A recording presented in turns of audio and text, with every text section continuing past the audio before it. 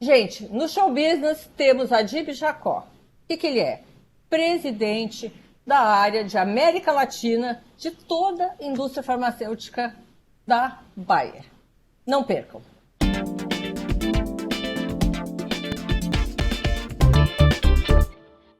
Boa noite, doutora Adib. Muito obrigada por ter aceito nosso convite para falar justamente sobre a Bayer, indústria farmacêutica conhecidíssima no Brasil e no mundo. E vou começar com uma pergunta assim, bem simples. O que é Bayer continua sendo bom? Tônia, muito boa noite, colegas. Obrigado pela oportunidade. Acreditamos, sim, que o que é Bayer continua muito bom. Essa é uma expressão que ela perdura há mais de 100 anos, Tônia. E procuramos cada dia honrar muito uma expressão que nos traz muita responsabilidade, mas temos muita convicção que todos os produtos da Bayer carregam, né, essa frase, esse slogan muito importante para nós, se a Bayer é bom. Doutora Adib, uma curiosidade. O senhor conhece algum outro slogan que durou tanto tempo no mundo? Tônia, eu confesso a você que eu desconheço. E eu tenho a oportunidade no meu trabalho de viajar muito. E quando eu encontro brasileiros fora do país e eu comento que eu trabalho na Bayer, invariavelmente, eles voltam para mim, se é Bayer é bom. Isso nos quatro cantos do Brasil também, né? Como eu comentei com você, há mais de 100 anos que nós procuramos honrar, né, essa sentença e eu desconheço uma sentença que perdura tanto por gerações, né, conectada a uma companhia com um propósito tão nobre, né? Que é Bayer é bom nos traz muita responsabilidade também. A Bayer tem algum remédio em teste ou em produção para ajudar nessa pandemia? Tônia, é um tema extremamente válido, não tem a menor dúvida. E a Bayer não atua na área específica de vacinas, né? Tem se comentado muito sobre vacinas, é óbvio, a prevenção da contaminação é de extrema importância, porém temos vários medicamentos, Tônia, o que me dá muito orgulho, testados também no Brasil, para tentar melhorar, né, a sintomatologia do doente que eventualmente é contaminado. Então temos sim, logo no início da pandemia, nós pegamos todo o nosso portfólio de produtos no mercado, e todos os produtos ainda em desenvolvimento, sob uma ótica muito científica, procuramos entender se algum desses medicamentos poderia ter alguma atuação em melhorar o quadro de sintomatologia do paciente. E temos vários desses produtos em teste, como eu te dizia, inclusive um programa de testes também no Brasil, e eu sou um grande otimista. Tony, eu tenho otimismo que, eu diria para você, primeiro ou segundo trimestre do ano que vem, nós podemos ter excelentes novidades, né, no uso de medicamentos que já estão no mercado para aliviar a sintomatologia, para o paciente evitar uma internação, ou se for internado, que o paciente possa se recuperar mais rapidamente. Você não pode nomear aqui para gente, né? Porque ainda não estão no mercado. Tony, em linhas gerais, no Brasil, nós estamos trabalhando numa área importante que é a anticoagulação, né? Há uma linha de conduta bastante, eu diria, sólida hoje, entendendo que a anticoagulação desse paciente é de grande relevância. E nós temos um produto que é o líder do mercado em anticoagulação, se chama Xarelto, que nós estamos investigando em diversos estágios do paciente já infectado, se essa anticoagulação de extrema eficiência teria aí um benefício para o paciente. Então, no Brasil, fundamentalmente, estamos com essa linha de pesquisa. Essa pandemia, Adib, provocou, além de mortes, um desastre econômico mundial, né? Eu imagino que a indústria farmacêutica deve ter sentido isso em menor grau. Ao mesmo tempo que eu estou me lembrando aqui do que dirigentes, pessoas de hospitais me disseram, que a internação por outros motivos, né, diminuiu muito, mas muito. As pessoas deixaram de comprar medicamentos nesse período trancada em casa, talvez por ficarem menos doentes ou não sei. O que o senhor me diz? Essa é uma pergunta extremamente importante para o setor que eu atuo.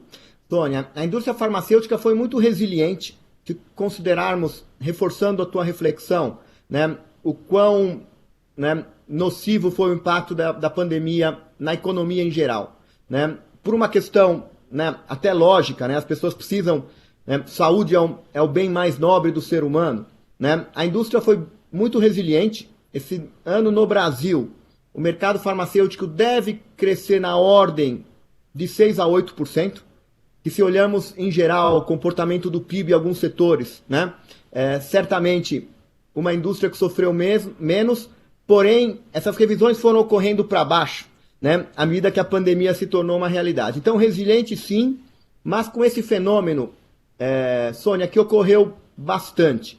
Né? É óbvio que os hospitais, as clínicas, focaram muito em tratar o doente com Covid, que é absolutamente compreensível. Em paralelo, os doentes, sobretudo doentes com comorbidade, doentes mais vulneráveis, passaram a ficar mais relutantes em procurar o seu médico. Não sei se você acompanhou, houve pesquisas mostrando um número maior de óbitos em casa. As pessoas virem a falecer em casa por não procurar um médico. Né? Isso foi muito forte em áreas como doenças cardiovasculares, com oncologia. Então houve sim bastante esse fenômeno do doente, do paciente evitar uma consulta. Isso acarretou sim uma consequência bastante séria, que foi o agravamento de doenças que poderiam ter sido muito bem controladas, que o paciente fizesse seu acompanhamento, seu diagnóstico, seu tratamento. Por outro lado, o que foi muito interessante, né, e há sempre lições positivas de qualquer situação, foi esse evento da telemedicina. Não sei se algum parente ou você chegou a fazer, eu tive vários familiares, minha esposa, que fizeram pelo menos uma consulta de telemedicina. Isso cresceu muito. Né? Houve uma regulamentação temporária para a telemedicina e assim como nós estamos conversando, vocês teriam um médico e um paciente. Eu né? consultei, sim, médico por teleconsulta. É um pouco esquisito, mas fazer o quê, né? Eu É continuei diferente, mas eu acho que é uma consultando. tendência, aí é uma opinião pessoal que vem para ficar, porque hoje já existem laboratórios, por exemplo, que fazem coleta de sangue domiciliar. Com uma teleconsulta, vai ficar muito mais conveniente para o paciente, eu diria para o médico também. Né? Se evita sala de espera, se evita, né, logística de transporte. Eu acho que a telemedicina foi um dos aprendizados da pandemia, que ela pode acontecer em muitos casos, porém, reforçando tua pergunta, houve sim uma retração da De, procura de, por de- médico nesse período. E a procura por remédios? Tem algum. Você não precisa dizer a marca do remédio, mas teve o nome do remédio, mas teve algum remédio que vocês vendiam muito e passaram a vender 50%? Não sei, eu estou aqui imaginando o que pode ter acontecido. É uma excelente pergunta, Sônia. E eu te dei uma fotografia do mercado, né, que deve crescer entre 6 a 8 esse ano. Porém, se você faz cortes por tipo de produto, há uma grande diferença. Por exemplo, produtos que estariam associados à Covid, sobretudo em março e abril, houve um grande crescimento. Né? Por outro lado, produtos que requerem uma Associados, não tinha nada comprovado ainda, né? Mas foram Exatamente, associados, é. supostamente Sumiram da associado. farmácia, eu sei. Exatamente. Isso vem em picos, né? Quando a ciência traz alguma nova informação, e nós da Bayer, obviamente, somos totalmente contra a automedicação, né? Um produto de prescrição médica deve ser prescrito por um médico, né? E usado de acordo com uma orientação médica. Mas houve esse fenômeno. Por outro lado, medicamentos que requerem uma intervenção física entre o médico e o paciente, né? Uma injeção, uma infusão, esses sofreram um pouco mais.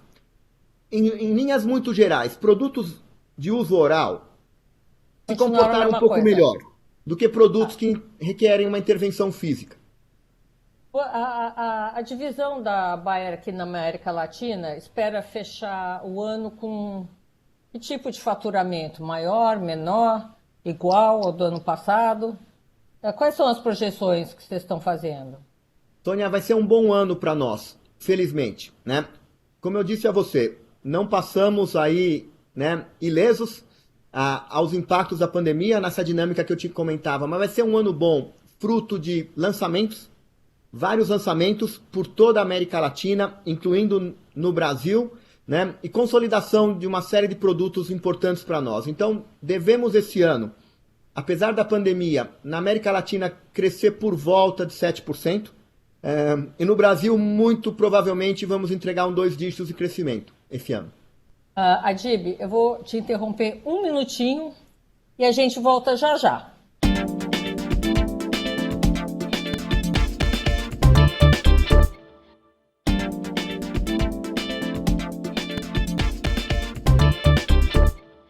Estamos aqui de volta, vamos continuar conversando sobre a indústria farmacêutica. Eu, nesse intervalo breve, fiquei pensando o seguinte: o senhor acha que quem quer que for que descubra uma vacina mais rapidamente e de comprovada eficiência, não teria que abrir, nesse caso, para o mundo a fórmula? Essa crise é mundial, né? Internacional, vai precisar de milhões e milhões e milhões de doses. Será que poderia haver um surto de generosidade e abrir essa patente para concorrentes? Sônia, excelente reflexão. E eu, por trabalhar 30 anos nessa indústria, eu achei muito positivo o fato de, quando há uma situação como essa, se lembra um pouquinho do valor da indústria de pesquisa, a indústria farmacêutica. Se avaliamos a expectativa de vida nos últimos 100 anos, felizmente ela aumentou drasticamente. Houve alguns elementos aí, saneamento básico, certamente, mas se acompanhar, né, a descoberta da penicilina, né, a descoberta de medicamentos, muitos pacientes hoje com câncer têm uma vida normal, né, a indústria tem um grande valor para a sociedade. Via de regra, ela não é vista por esse olhar, pela questão dos preços altos, né, mas é uma indústria que eu diria que há muito pouco ramo de atividade, onde a inovação é tão importante, pela questão da perda da patente. Você tem muitos produtos de consumo que eles existem há 100 anos. Né? Na indústria farmacêutica, você tem um período para gozar daquela patente, depois seu medicamento, e eu sou absolutamente de acordo com isso, para ficar claro, mas ele surge uma competição muito forte de genéricos. E, em geral, basicamente mas 20% da venda... Eu acho isso justo. Acho justo você ter um tempo... E é uma das indústrias que mais investe em pesquisa. Né?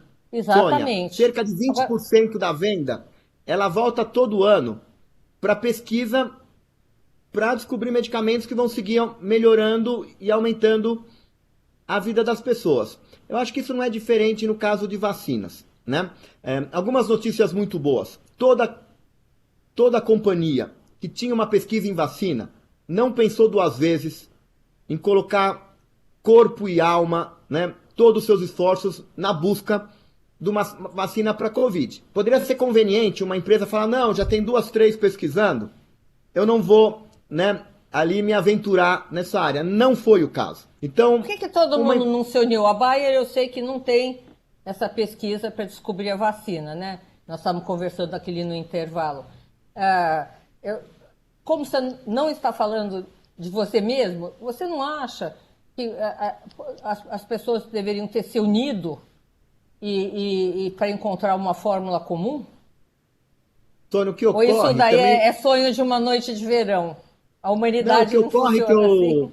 Que eu também acho positivo, essas vacinas, e como eu dizia, eu tenho muito otimismo que várias vão estar disponíveis. Elas têm linhas de pesquisa, elas têm características técnicas um pouquinho diferentes entre elas. Então eu creio que as indústrias, com a sua prerrogativa, disseram, olha, eu acredito que eu possa encontrar uma vacina para a Covid de acordo com essa linha de conduta científica. Uma outra empresa disse, eu acredito um pouco mais nessa linha de conduta. E elas são um pouco diferentes, né? O que é bom, porque talvez uma linha de conduta no final não vai dar certo, né? E a outra vai. Né? Mas eu tenho muita convicção que a indústria, ao disponibilizar essas vacinas, e eu te dizia que é uma área, eu trabalhei com vacinas, muito complexa. Né? Óbvio, produzir 4 bilhões de doses, ou 5 bilhões de doses, para suprir todo mundo, não é algo que se faz do dia para a noite, mas as empresas vão trabalhar dia e noite, e eu tenho muita convicção que vão oferecer preços muito justos, né, para os diversos sistemas de saúde. Isso eu tenho absoluta convicção. Eu acho que está no DNA da indústria farmacêutica, em momentos como esse, né, viver o seu propósito, que é ajudar o paciente a ter uma vida melhor. Então eu tenho convicção que vão ser preços razoáveis, de acordo com cada realidade e geografia. Desculpa insistir um pouquinho nesse tema, mas as pessoas não podiam se unir sem questão de preço, tá? Eu não estou falando aqui que uma vai ser mais cara, que outra vai ser mais barata, mas se unir tecnologicamente e ver, olha, tá bom, então, olha, isso não deu certo aqui, esse aqui tá dando certo aqui, olha, pra gente não deu por aqui. Vocês querem tentar ou vocês querem pular essa etapa, pular para outra? Uma coisa corporativa de união de experiências. O preço depois coisa para me impingir uma rapidez nessa descoberta. Enfim, é o que eu te E você está falei certa. antes. E você está certa. Cooperar no ecossistema de saúde virou uma grande prioridade, não só em vacinas. Muitas vezes, a nova grande terapia para câncer vai ser desenvolvida por uma empresa pequena em um país que não está no radar. E essa empresa não tem escala para tornar essa terapia mundial. Então, a associação entre o que se chama de startups, que há muitas startups em saúde, milhares, Sônia, milhares. Eu A associação imagino. dessas startups com uma grande empresa farmacêutica que tem envergadura, né, mundial, tem ocorrido muito. Nas vacinas, se você perceber, todas elas, invariavelmente, são uma parceria entre uma universidade e uma indústria farmacêutica, ou entre uma startup e uma grande indústria farmacêutica. Então, isso já tem ocorrido bastante, essa parceria, essa colaboração. Essa parceria, né? Adib, vamos falar um pouquinho sobre a Bayer América Latina. Eu sei que vocês não divulgam números das subsidiárias e a matriz, sim, dá um apanhado global quando acontece a divulgação de dados. Mas você poderia dizer para a gente qual a porcentagem, qual a significância da Bayer América Latina para a Bayer Mundial? Certamente, Sônia, com o maior prazer. E a Bayer hoje ela é um conglomerado, ela foi se renovando ao longo aí dos mais de 150 anos que essa empresa existe, né? E ultimamente com um propósito muito claro, que é focar em ciências da vida. Então, ela foi tendo esse delineamento aí ao longo das últimas décadas e hoje há um propósito muito claro, né? Foco em ciências da vida. Então, ela é formada por uma divisão bastante grande de agrobusiness, né? Nossa divisão agrícola, uma divisão de medicamentos para consumo, né, isentos de prescrição, e a divisão farmacêutica, né, pela qual eu sou responsável no Brasil e na América Latina. Focando um pouquinho na divisão farmacêutica, que produz medicamentos, né, a divisão é basicamente, hoje, 40% do grupo, né, e a América Latina é uma sub-região bastante importante, Sônia. As vendas na América Latina estão na casa de US$ 1 bilhão por ano, e como eu dizia a você, a nossa intenção é crescer esse ano por volta de 7%, 6 a 7%, e temos uma visão para os próximos anos extremamente otimista, né, de entregar um crescimento de 2 dígitos nos próximos 3 a 5 anos. Isso vale também para o Brasil. Esse 1 bilhão significa quanto para a área farmacêutica da Bayer Global? Por volta de 5%. 5%? Você poderia, não sei se você tem esse dado, qual é a maior divisão da Bayer fora do local da matriz, em termos farmacêuticos? Estados Unidos? Em termos farmacêuticos, nossa operação na China, ela é muito bem sucedida e muito grande, e a operação, como grande parte das grandes empresas nos Estados Unidos, hoje China e Estados Unidos tem uma dimensão semelhante, China muito importante, né? E obviamente o Japão, um país muito importante, os principais países da Europa, e o Brasil faz parte dos 10 maiores países do grupo, na operação farmacêutica. A Índia, as vendas da Índia são maiores que as do Brasil, não? A Índia possui uma característica muito peculiar, Sônia. da questão, né, de propriedade Religiosa. intelectual. Não, propriedade intelectual, Ah, né? Então, tá. a grande maioria dos produtos que chegam no mercado, muitos casos, o genérico é aprovado antes do produto original, do produto de referência. Então, é um mercado mais complicado de operar por esse tema, né, de uma proteção intelectual muito, muito básica, muito pobre. Então, Eu no achei que caso isso da Bayer, acontecesse na China, pela não, pelo experiência que a gente contrário. tem. O mercado chinês está pungente, já é o segundo maior mercado farmacêutico do mundo. Muito provavelmente, projetando a próxima década ou as duas próximas décadas, pode vir a ser o maior mercado farmacêutico do mundo, com crescimento extremamente sólido à medida que o governo toma uma posição mais ativa em oferecer medicamentos de qualidade para a população, não muito diferente em realidades entre China e Índia no mercado farmacêutico. É interessante porque a medicina chinesa é uma coisa muito forte, né? Com os próprios remédios, as próprias receitas. Enfim, E estão continua, Sônia, dominando mas à também, né? medida que o urbanismo na China aumenta, a migração para centros urbanos, a pirâmide demográfica, né? Felizmente, o cidadão chinês vivendo mais, migrando para centros urbanos, começa a ter muito mais, né, temas, né, ligados à idade mais avançada e a centros urbanos, né? Diabetes, doenças respiratórias, né? Tumores, câncer. E óbvio, a medicina chinesa segue muito importante, mas o governo chinês aprendeu também o valor, né, Da de medicina medicamentos, ocidental. né, da medicina ocidental. Exato. Adib, vou te interromper mais uma vez. Voltamos já já com a nossa entrevista.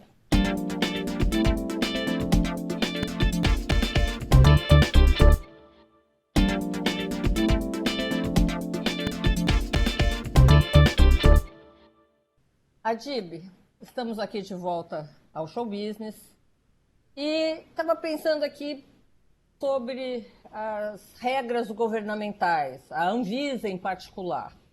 Sempre se reclamou aqui no Brasil que a Anvisa demorava muito para aprovar qualquer medicamento, que era uma burocracia enorme, que os países de primeiro mundo aprovavam com uma rapidez maior. Isso continua?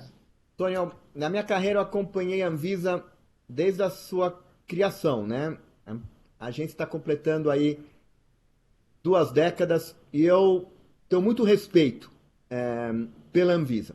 A Anvisa, ao longo da sua vida ainda não tão longa, tem continuamente, acompanho isso desde o início, procurado se modernizar, acompanhado, tem procurado se conectar, por exemplo, com, né, as autoridades europeias, o FDA nos Estados Unidos, para tentar, né, se certificar, né, de que está caminhando da maneira correta. Tem se renovado, por exemplo, recentemente criou um mecanismo de aprovação acelerada para medicamentos que vão tratar doenças raras. Eu achei muito nobre essa decisão. Conta com um corpo de técnicos extremamente sérios, competentes. E o seu propósito, como diz a sua terminologia, é vigilância sanitária. Né? É olhar pela saúde das pessoas. E é certificar que se um medicamento chega no mercado, ele foi extremamente bem avaliado, do ponto de vista de eficácia, segurança, método de fabricação. E eu entendo que a Anvisa tem procurado melhorar e tem feito um trabalho muito sólido ao longo dos anos. Existe alguma coisa, por exemplo, na Alemanha, quanto tempo a agência de lá demora para aprovar, em média, algum medicamento novo? Vai depender um pouco do tipo de produto, Sônia. Como eu te falei, para algumas doenças raras, há um mecanismo acelerado que a Anvisa também Também adotou. tem lá? Na Tá. autoridade europeia, assim como no FDA, mas em linhas gerais, vamos dizer que um caso regular, tanto nos Estados Unidos como na Europa, vai levar de 10 a 11 meses para ser aprovado.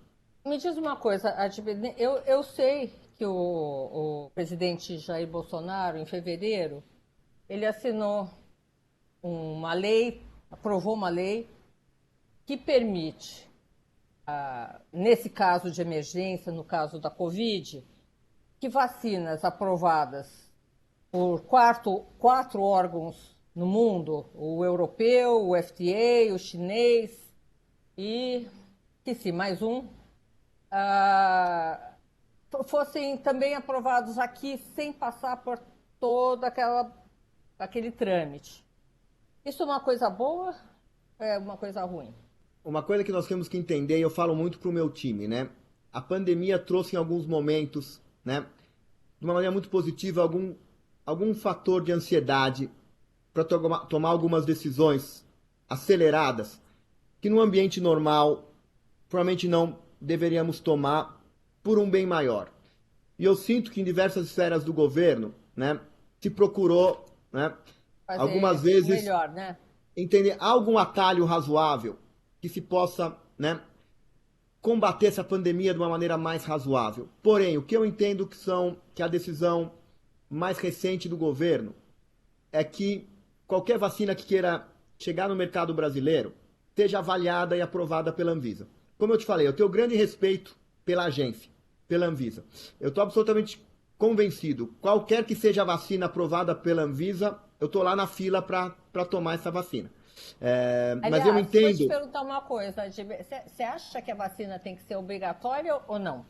Tony, essa é uma discussão bastante interessante. O que ocorre é que a disponibilidade da vacina, por exemplo, nós vamos ter 200 milhões de doses no curto prazo, vai ser desafiador, né? Há temas de produção, há temas logísticos, por exemplo, a vacina que ontem recebemos a excelente notícia, né, de resultados preliminares, tem que ser acondicionada a menos 68 graus Celsius, menos 68 Pois graus. é, como é que Então, faz isso? você imagina o tema logístico, e não estou fugindo da pergunta. Onde eu quero chegar? Eu quero chegar que vai se oferecer primeiro essa vacina a grupos mais vulneráveis, a grupos que têm muito mais risco do impacto mais profundo da patologia, da doença.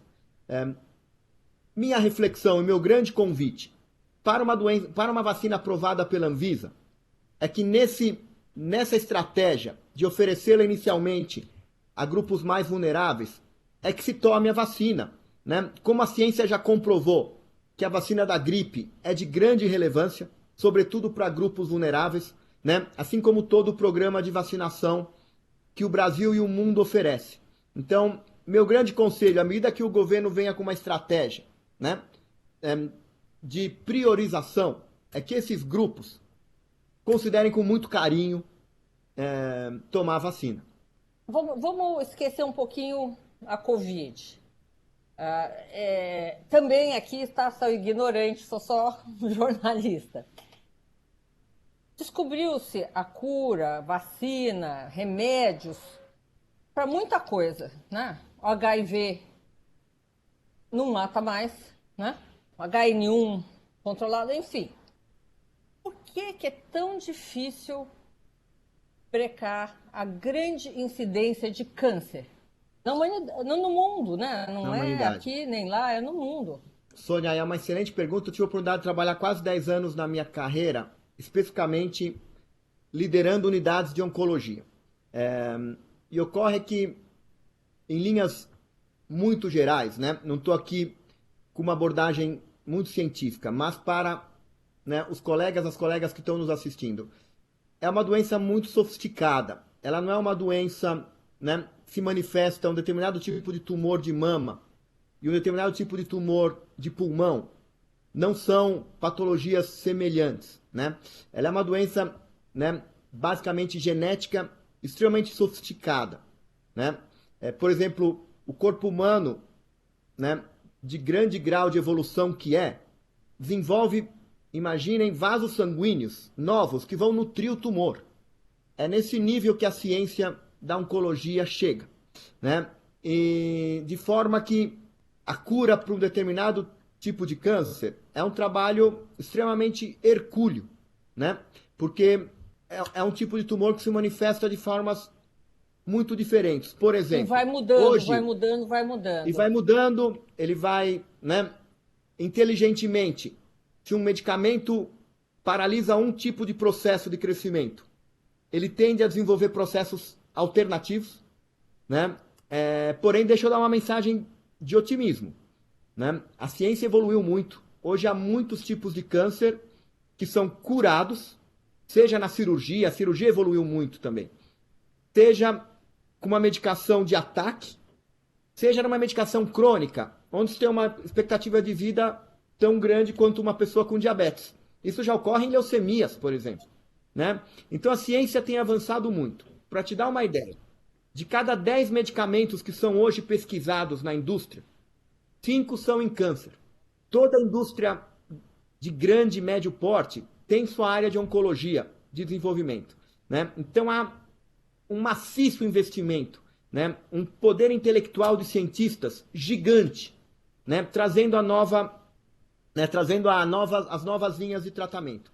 Eu tenho muito otimismo, né? Eu não acho que a gente vai ver numa capa de revista se desenvolver o remédio que vai curar qualquer tipo de tumor. Não vai Porque ter uma são patologias, penicilina, né? Vai são ter uma patologias penicilina.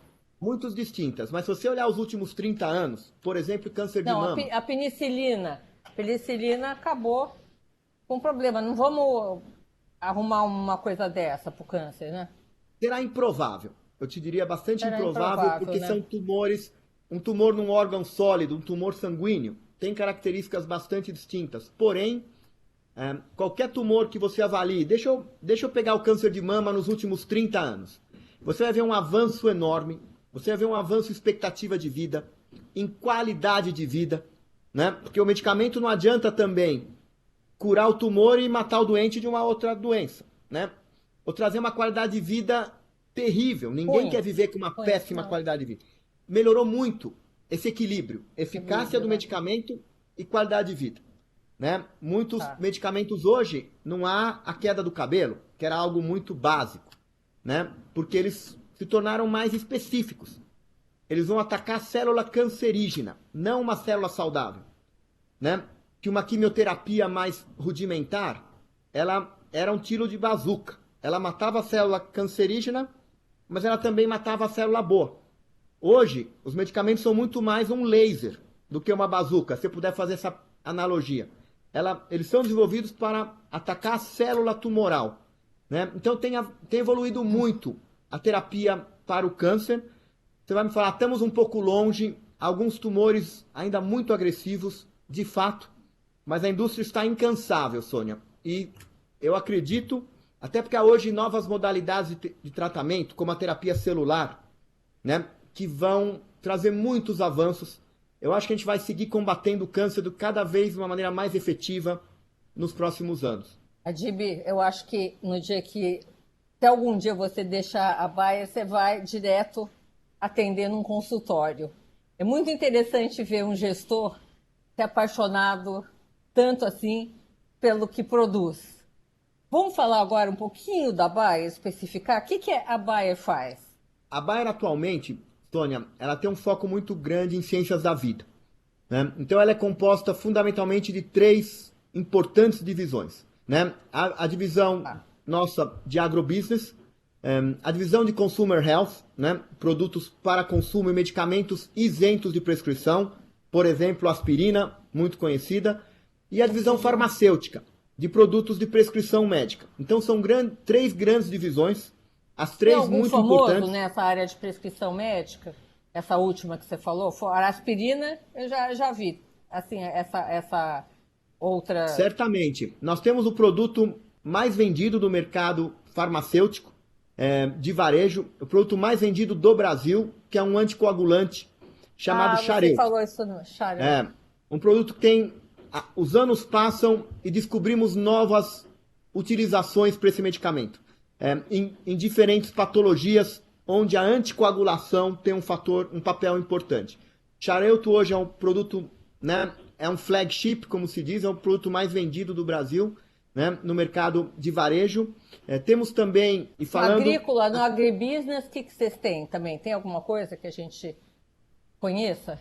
O agrobusiness, né, se estrutura basicamente em 2 áreas extremamente importantes, né?